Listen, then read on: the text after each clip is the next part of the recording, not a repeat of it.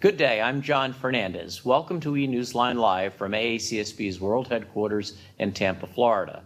Today's topic of discussion will be management education in Latin America and beyond, part of our series of eNewsline Live segments that will focus on current issues and trends in specific world regions. Angel Calderon of RMIT University in Melbourne recently wrote that education has played a pivotal role in the steady development of the Latin American region, and that levels of participation in higher education have increased significantly over the past 40 years. It is no doubt that the business schools around the world are keeping Latin America and the Caribbean on their radar, as enrollments and competition are only expected to rise. With us here today is Fernando D Alessio, Director General of CENTRUM Catolica in Peru. Prior to his current role, he served in the Peruvian Naval Academy for 40 years and retired as Vice Admiral in 2000. CENTRUM Catolica was the first institution in Peru to earn AACSB accreditation in 2010. Fernando served 2 terms on the AACSB Board of Directors, where his experience and insights on the Latin American context were greatly valued. Fernando currently chairs the AACSB Latin American and Caribbean Advisory Council, created this year. With his vast experience and knowledge on this subject, we are honored to have Professor D Alessio join us here today. Fernando, welcome to eNewsline Live. Thank you very much, John. Thank you for allowing me to share my points of view of management education in Latin America. We're looking forward to it. The region is an exciting growth area in this hemisphere. Fernando, for our first question, what would you characterize as the most significant developments in higher education, particularly management education, in Latin America and the Caribbean over the past decade? You know, John, in United States, probably you have almost or probably a little bit more than 100 years with business schools. In Latin America, they started in 1963 under the Alliance for the Progress of President Kennedy, when he started 2 projects, one in Nicaragua, INCAE, under the sponsorship of Harvard University, and the other in Lima, ESAN, that was under the sponsorship of Stanford University. I will say that during these 40 years, from 1963 to 2000, the industry was a little bit static. There was not too much development. I will say that only 2 institutions were earned AACSB accreditation. It was at the end of the millennium. Yes. No?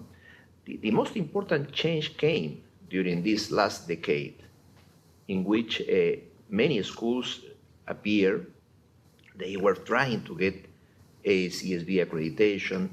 The improvement in higher education was very, very, very interesting to be analyzed.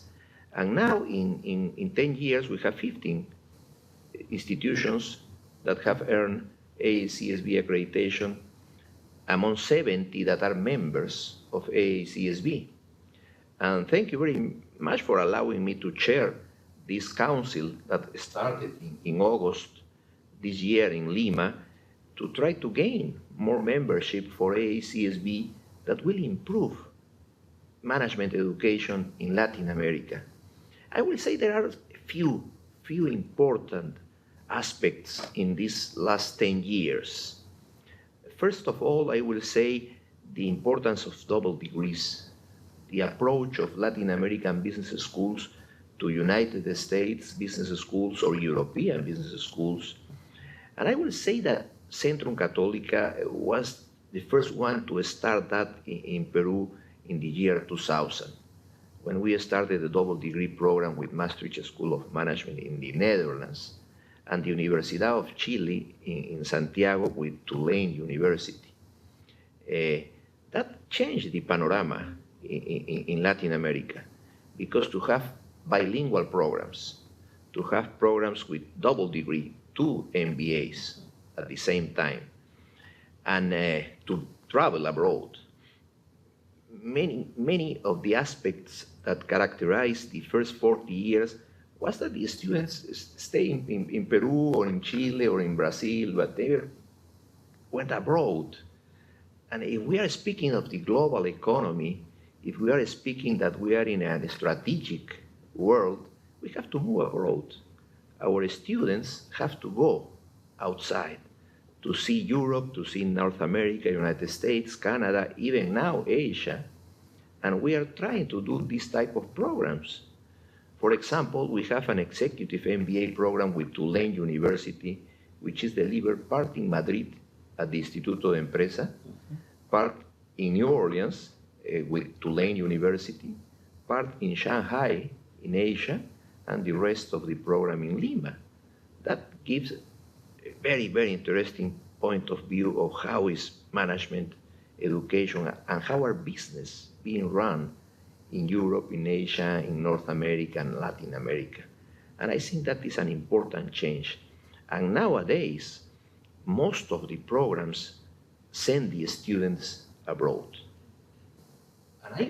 And students from the United States come to Lima, come to Santiago, come to Rio de Janeiro, come to Bogota. European students are moving around, and that is quite interesting. We are seeing the next 10 years are going to be quite interesting, John, quite interesting.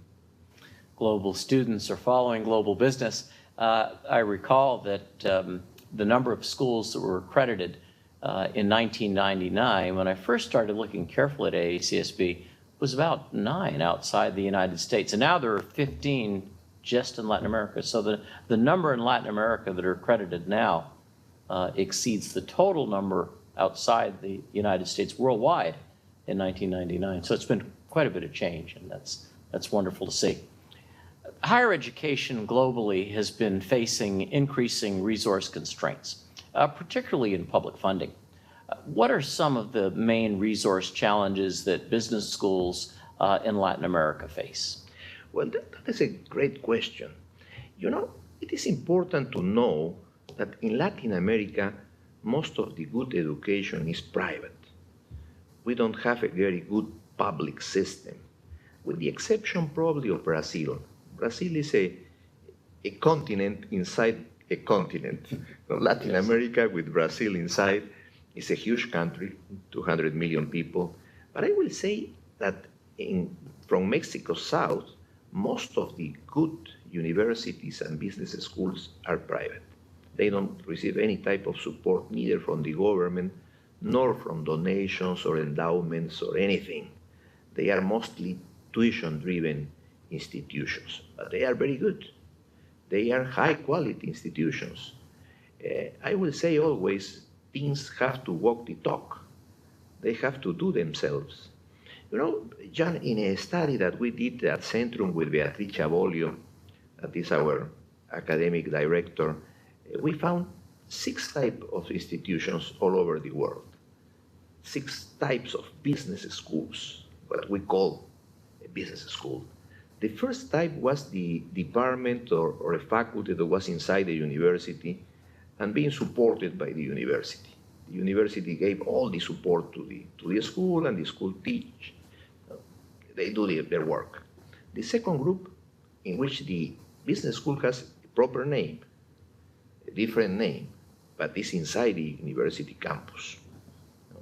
The third one is in which the business school is outside the university with a different name. We know Kellogg, Wharton, same Harvard Business School, no? And they receive some support from the university, but they made their own resources also.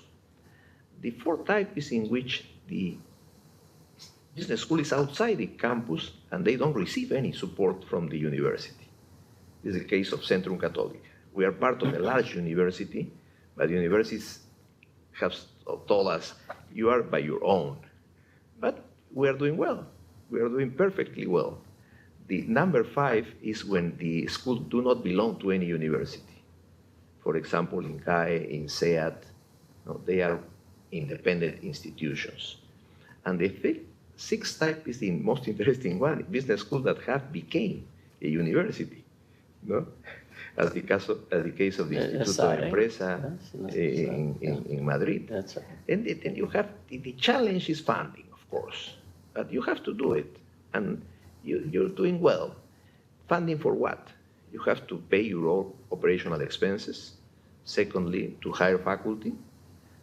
Thirdly, to do research.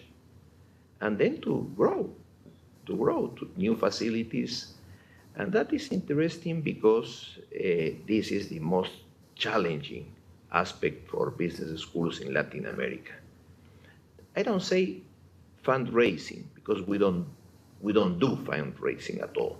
No, we have to search for our funds, tuition programs, in-company programs, consulting, research for companies, and for what? Mainly for hiring good faculty, which is, they are scarce.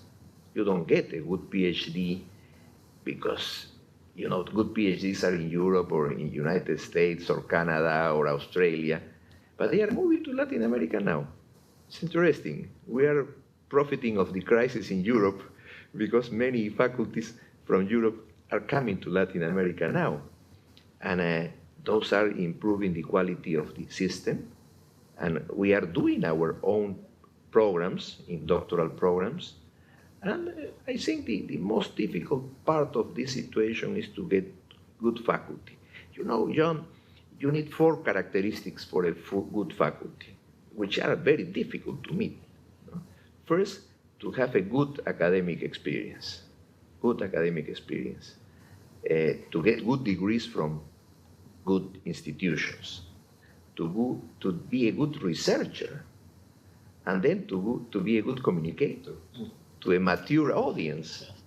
That makes the situation quite complicated in a MBA or DBA or PhD program. You know and I know that Lima has a secret weapon. Lima is one of the most outstanding restaurant cities in the world, and I think PhDs know that. So I think it makes recruiting much easier than in many of your counterpart cities. Yeah, absolutely. And we have Machu Picchu also. And Machu Picchu, yes. Latin America has a lot of things to be shown. The history of Latin America from Mexico south is quite amazing. It's quite amazing. And they are moving tourism.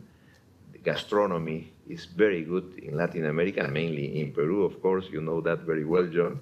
And we are doing our best. Doing well. The next question, a little background. The number of students in Latin America and the Caribbean countries has increased exponentially over the past 4 decades. Some predict that by 2035, Latin American and Caribbean students will be the 3rd largest population in the world in terms of enrollments. What role do you believe schools should play in enhancing overall economic development in the regions? So many students. That is quite important. I think that business schools are key for the economic development of our countries, are crucial, no doubt about that. In Latin America, there is not the culture of public administration. We don't have schools in public administration as you have Kennedy School of Government in the US, or very good schools in France or in Germany. In Latin America, most of the good institutions are private and doing MBAs for private companies, for corporations, but also people attend to our schools to go into the public institutions. Then we don't have the necessity to have 2 types of schools, the MBA and the MPA. No? With MBAs are good enough to covering all the necessities of public and private administration. And we are playing that role. We are covering that gap. It existed for a long, long time in Latin America. I will say, Latin America is a very interesting continent because we have 2 large countries, 2 very large countries, Brazil and Mexico. 200 million people plus in Brazil, 100 million plus, 150 now, I think, Mexico. Then you go to the second group of countries that are Venezuela, Colombia, Peru, Chile, and Argentina. And the third one are the small countries that are doing well: Ecuador, Uruguay, Paraguay, Central America, and Caribbean countries. And you have three types of business schools in those three regions. Now, Latin America always has been a very active continent in politics. No? We are suffering. Active. I like the term active. Yeah. Uh-huh. And we know we have very difficult situations. Venezuela is a case, Ecuador, Argentina now. But anyway, in general, I will say that Brazil and Mexico are doing well. There is a new alliance called the Pacific Alliance. That is Mexico, Colombia, Peru, and Chile. That are the relatively good economical growth countries. They are performing very well. They have 6% plus gross national product increase every year. And these four countries are supporting a type of economic system that is prevailing. And I think that is the role of business schools now, to support and to continue this type of economic model that has made us growing. Peru is almost 9% growth every year, which is impressive. The country is doing well. Chile is doing well a little bit prior than us. Colombia, in spite of the internal problem that they are facing for 50 years, they are doing pretty well. Very industrial country, no? And Mexico, of course, is a large country with a lot of industries. And I think the region is doing well. And we are playing a good role in supporting this economic development.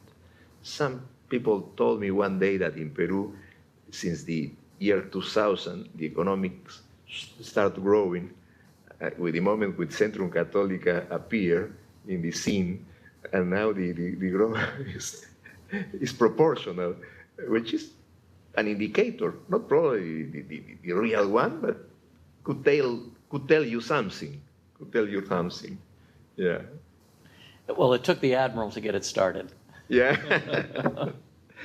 In 2011, a number of student protests and riots broke out in Chile and Colombia, opposing efforts for privatizing higher education at the expense of increasing student fees and having doubts in education quality. Could you further explain for us what is behind these clashes between students and the higher education section? It's a very sensitive question, John, and I appreciate that you have posed it. Many countries still think that government should support education completely, to make a free education. My personal point of view is it's impossible. We don't have the resources to do that. We need to charge for education. Educations need to be paid, cannot be fully free. And that happens in Chile, that happens in some other countries. But good educations need to be paid. I don't think that our countries still have the financial resources to support a free, good quality education. Because you can have a free education, but I don't know if the quality is going to be good.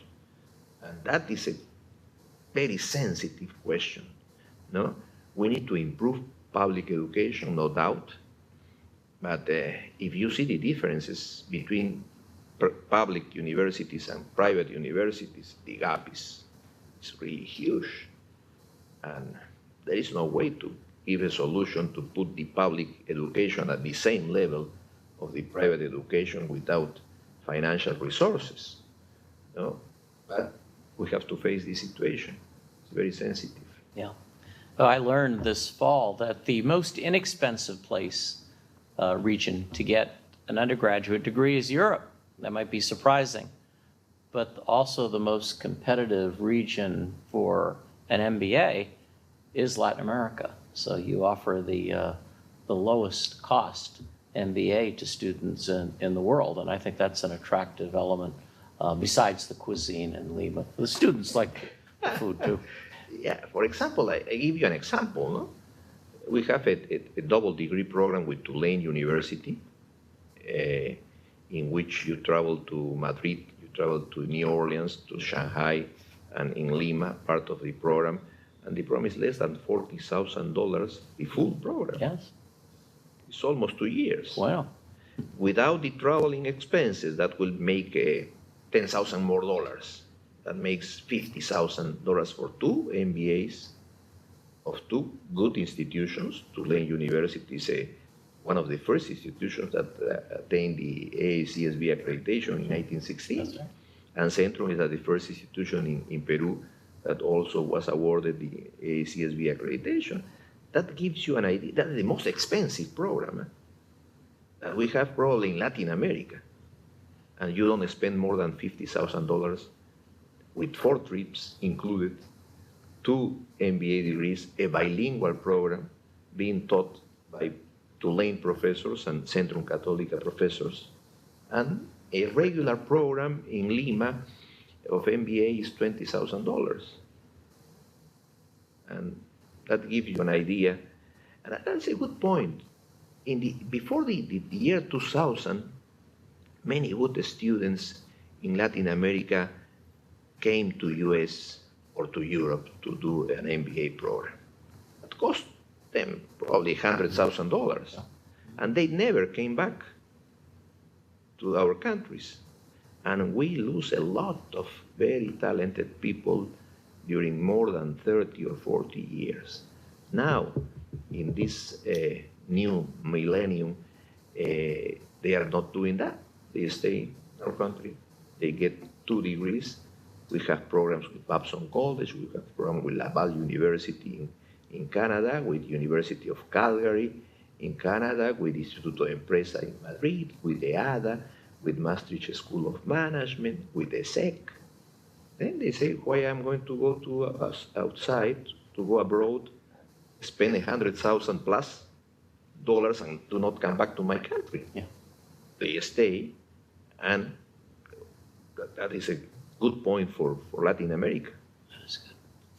Are Latin American countries striking the right balance in public and private funding? And I heard you give a press for the private model, but what are your thoughts in investment of higher education in the region that with all the richness that has come about, primarily through natural resources, extractions?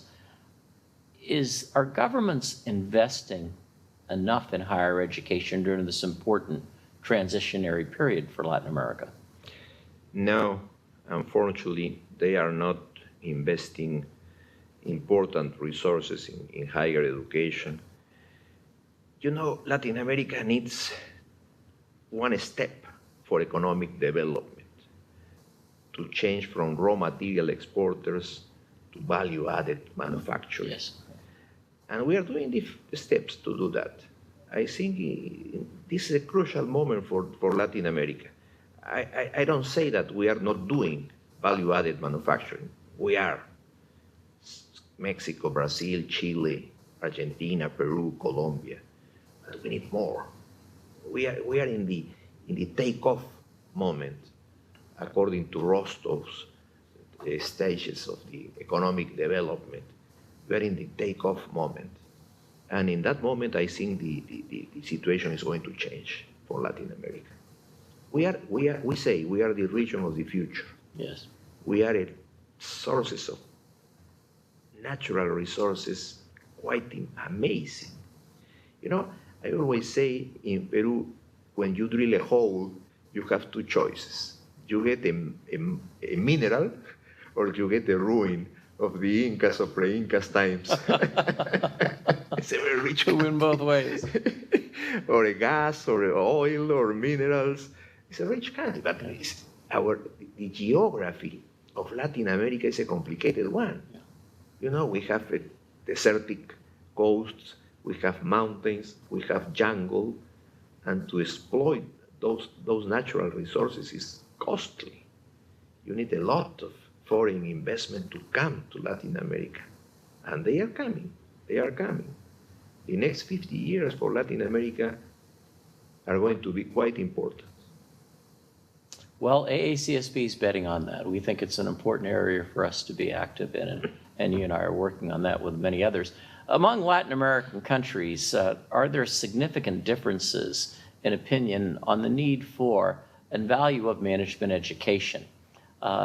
In their swiftly and differentiating, expanding economies, do you think there are differences in priorities? Are some doing a better job than others?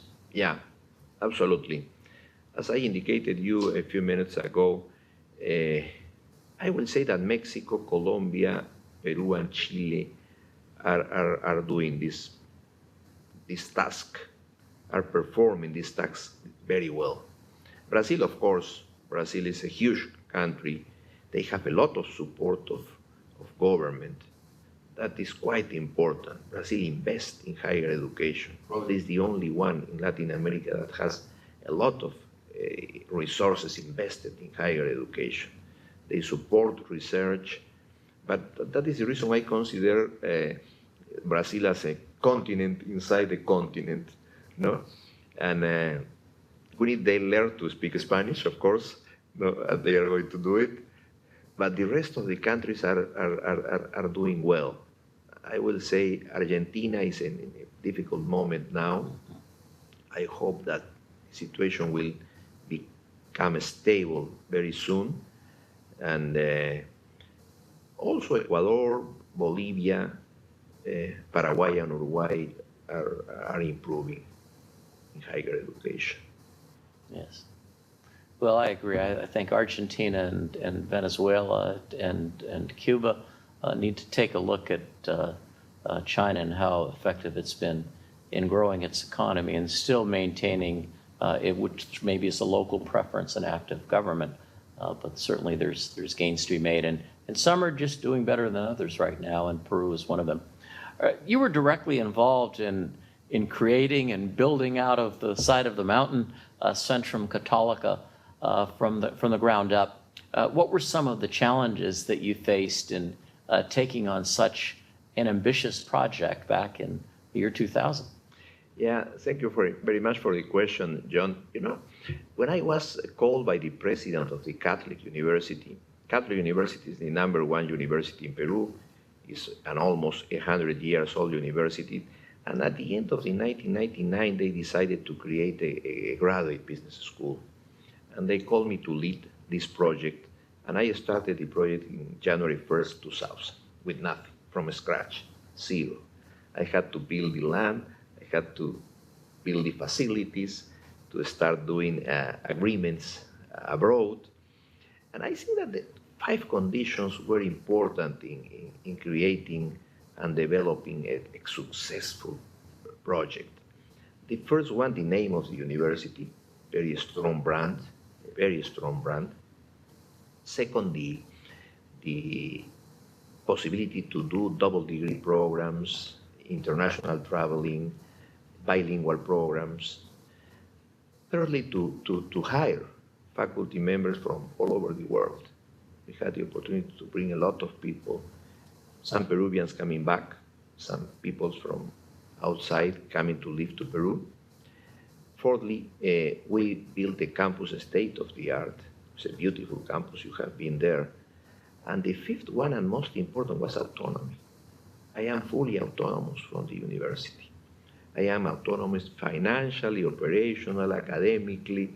They award the degrees, but I don't receive any support from the university. I am a tuition-driven business school, and in 12 years, we are now doing well. We teach in 9 cities outside Lima. We teach now outside Peru in 3 countries, and every year we admit 1,200 MBA students and about 50 doctoral students. In executive education, I will say we are in 15,000 executive education students every year. We're growing, I don't know if I don't know when are we going to stop. No, many schools from abroad are visiting us. We receive students from United States, from Canada, from Europe. Our students go abroad. Every single student of Centrum Catolica goes abroad in any program, from 2 weeks to 4 weeks at least, which give them a very global perspective of business and a strategic vision of this competitive arena in which we are living. And we are very happy. We are very happy, very proud as Peruvians, very proud as Catholic University and as Centrum to have achieved all these milestones. A job well done. I could continue asking my questions. I'd like to skip to my last question, and then I think we'll go to the audience questions. AACSB data of Latin American member schools shows that on average 13% of students participate in a study abroad program. However, the percentages reportedly range from 3% to 43%.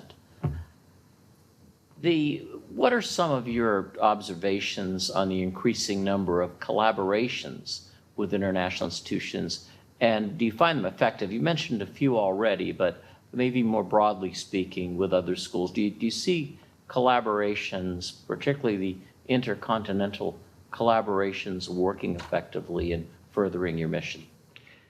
I don't think that it is increasing, but I think that we have to do it much more. We have to do much more. I don't speak about Peru, I don't speak about Centrum Catolica. Probably my vision of the region, the Latin American continent, is that many countries are not moving their students abroad, which is a pity. It's a pity. I am happy to see United States students moving abroad. It was very unusual to see that. But many universities, many business schools in the United States are sending students to Latin America, to Asia, or to Europe, which is very good. And the other way around, students from Europe are moving to Latin America, to North America, or to Asia.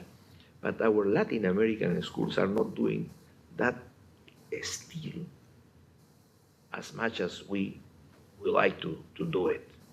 No? For example, we have some agreements among us. They move, for example, we have an agreement that is called Aladen. No? Aladen means Latin American development. Brazil, Colombia, Mexico, Venezuela, Peru, and we send a group of students to each country every year. That is good, but only a few. But we need to move more students abroad. It's part of the education. MBAs are not only gaining knowledge, they have to gain skills and attitudes, and to see the world globally. Otherwise, we are not in a global economy. Well, there's one final question that I think we all want to know as you look into your crystal ball, but what do you envision or hope will be the impact of management education in Latin America and the Caribbean 10 years from now and beyond? Great question. I have to thank AACSB for the movements. This LAC, Latin American and Caribbean Council, is a quite important milestone in AACSB International, because that is going to move higher management education in the region. I see very positive the next coming 10 years for Latin America.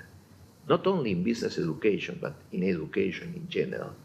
But business education is crucial, as I told you before, for the economic development of our countries. That is quite important. Well, we thank our board for being supportive. Now let's see what the audience has to say, what they want to ask you.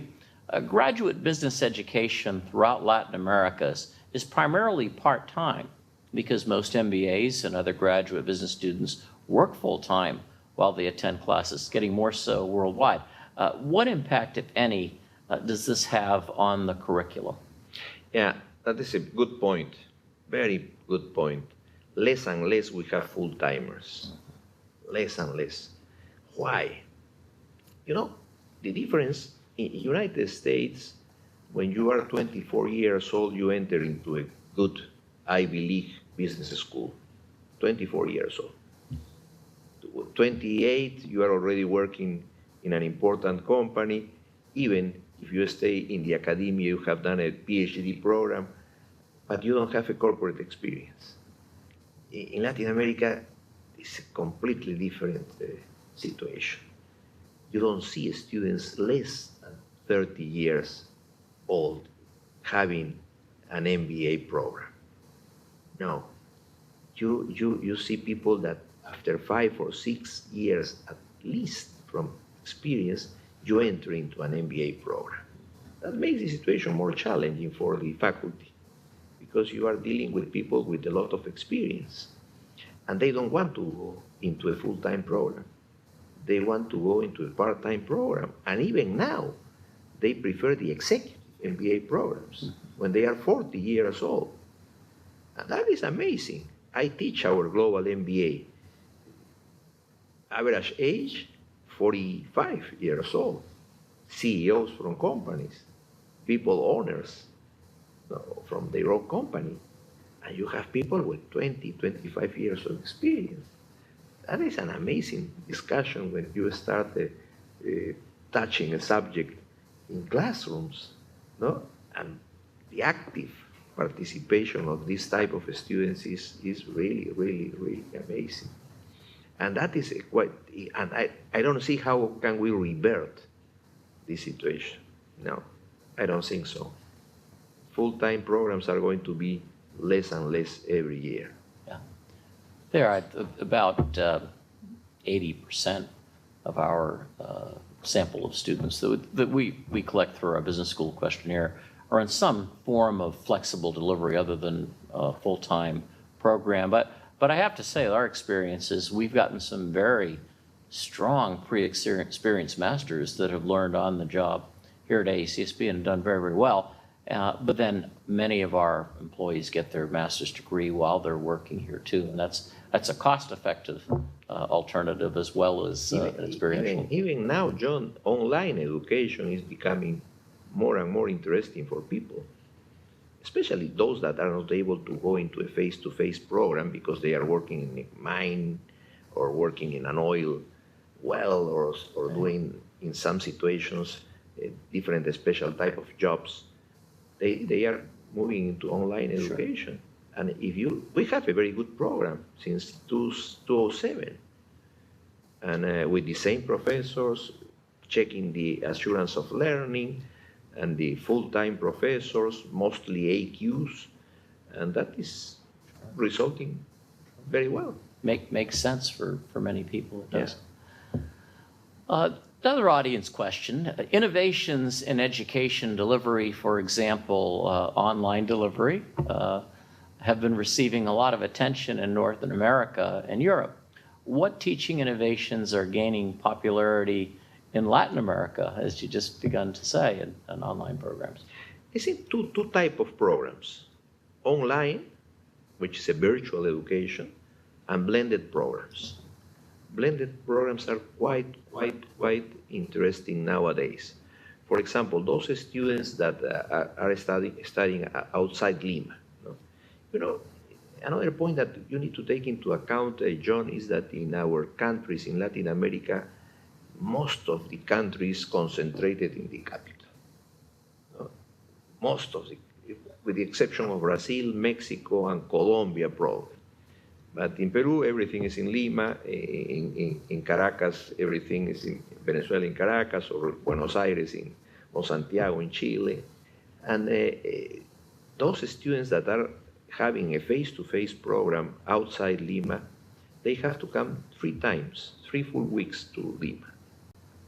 And also part of the program is blended. And this is doing very, very well. Very well. Very well. They move, that's an international trip, and the The idea for next year is those students have to go abroad, also outside the country. And that is going to increase the quality of higher education in management. Well, next question, someone's changing the temperature in the room here.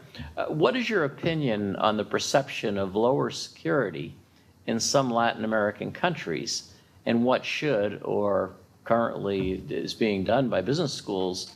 What are they doing to address this challenge? Yeah, that is a fact. We have to face that fact. I would say that the situation in Latin American countries is different. Security is always an issue that you have to take into account. But probably there are countries that are more quiet than others now. No? You know, this is a crazy world. This is a crazy world, John. And you don't know how it's going to happen. But we have to be very careful with security in campus or even in the neighborhoods around our campus. And we are doing well. Fortunately, in Lima, the situation is well. No? But some other countries, it's not. Chile is well, with the exception of the high school students that were rioting last year. And this is a situation that we need to face. And we have to be very careful, because you never know. Even in the United States, you know, even in Europe, sometimes a crazy guy appears and make a disaster out of a very small situation, no? But it's sad to say that we have to be very careful. Well, our final audience question, sort of a long one. While schools in the U.S. emphasize case studies and research by academically qualified faculty, Latin American schools tend to place more emphasis on practice-based learning and professionally qualified instructors. What are the benefits of this distinction? That's a great question. We fight to get AQs, academically qualified, but our students prefer the PQs because of the experience that they bring from corporate world. What we are doing now, John, is we are having AQ PQs. The same AQ problem. has to be a PQ. No, otherwise they don't want theory. They don't want to reproduce books. They want to bring the real experience coming from the corporate world to classrooms. Then the mixture is a very interesting one. And what we are doing is that our AQ has to do some training in companies very often, to belong to board of directors, to make consulting, to make applied research in order to gain the experience that they need to bring into the classroom. Then the AQ becomes also to be a PQ. That is a situation that is doing well. Is doing well. Because the pure AQ do not have the experience that the students is demanding from us. And that happens in all Latin America.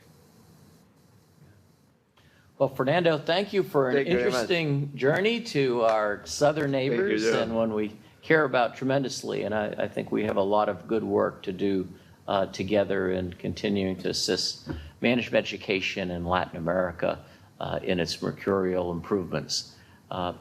Thanks to you, our viewing audience from around the world, for joining in this insightful discussion on where management education in Latin America and the Caribbean is today. Well, we didn't talk much about the Caribbean. Maybe that'll be another episode, and where it's heading. Please mark your calendars for the next broadcast of ENL, which is scheduled for December 13th. AACSB International's newly appointed Executive Vice President and Chief Accreditation Officer, Robert D. Reed, will share his perspectives on AACSB accreditation, including current and future objectives. Be sure to visit our website for further information on this episode of ENL and previous episodes. Thank you, and have a great day.